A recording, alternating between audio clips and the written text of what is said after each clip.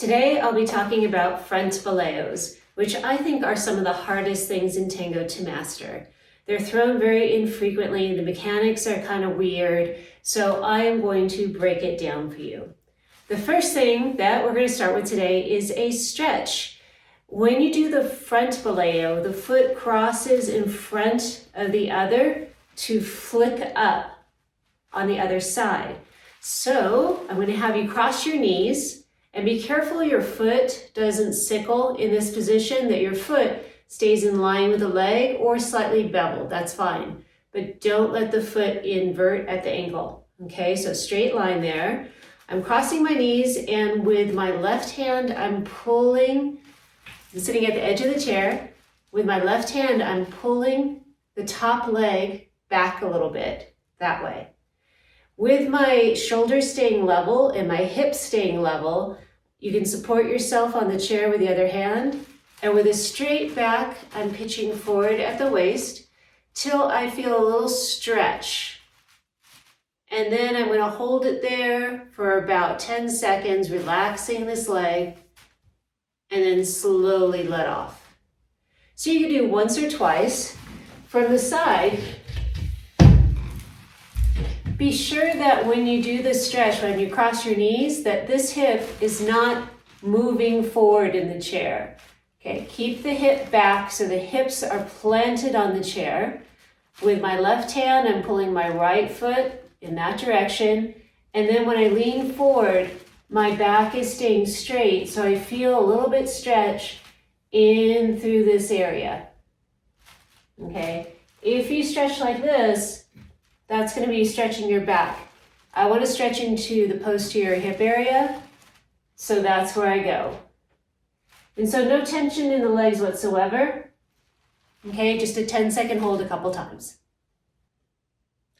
For those of you that watched my video about how to improve mechanics for the back boleo, I talked about striking a match on the floor. I think too often some teachers and some students get wrapped up in the knee. I want you to throw your knee up and back, and they concentrate on the knee position instead of the foot. It's the foot striking the ground, dragging along the ground that gives it the inertia to fly in one direction or the other. So don't think about lifting the leg as much as keeping contact with the floor as long as possible and then relaxing the knee at the very end. The more relaxed the boleo, the better it feels. I can say this from leading people. Boleos that feel like they're forced, like the person's actively kicking into the boleo, doesn't feel very good to the lead. It feels really nice when it's loose and free, okay? So the less tension that you have in your legs, the better. So it's more of a degree of flexibility and timing than it is muscle strength. So we're going to practice just like we did for the back boleo. We're going to practice striking the match first. So you can put your hands, I actually like to put them straight ahead instead of on the hips. Your hips are going to stay level and the foot's going to come in front and you're going to strike the match, leading your foot toward the opposite hip. Don't worry about the knee. Just my foot is going to stay on the floor as long as possible, dragging a diagonal, and then the foot's going to head straight toward the opposite hip. And it should be a free motion. Don't tense up as you do it. The less tension in your leg, the better. So slow motion a couple times. One more slow motion. And then, just like striking a match. Okay, I'm going to show it from the side.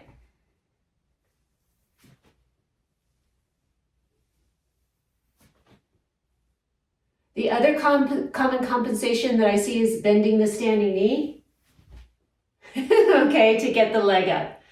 So you have to maintain core stability as you do this exercise, and the standing leg has to stay straight but not locked. And you can do the other side as well. It's very rare that the left boleo is ever given, but it's nice to maintain symmetry when we're dancing tango. So practice without dissociation first. Once you feel comfortable with the mechanics of dragging your foot on the floor and then the foot goes up in the air just like striking a match. Okay, once you get comfortable with that, you can add dissociation. Commonly, especially with front boleos, I see the compensation that people twist their whole body. So they do this. When they're trying to do a front boleo, their shoulders move with the leg that's moving. Remember, your partner is here in front of you, and you should be able to rotate your lower leg independent of the upper half of your body.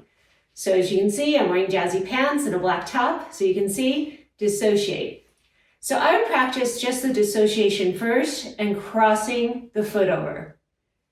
Crossing the foot over with a small pivot. Cross. So it's a little bit of a circular motion to get around. And you can try the other side.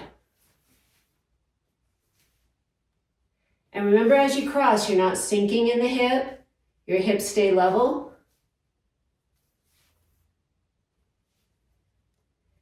And once you feel comfortable with that, add dragging the foot as long as possible and going to the opposite hip.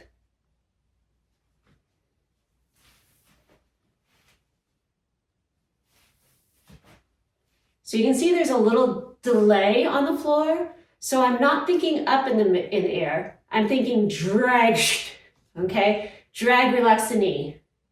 Drag, relax the knee, okay? Other side.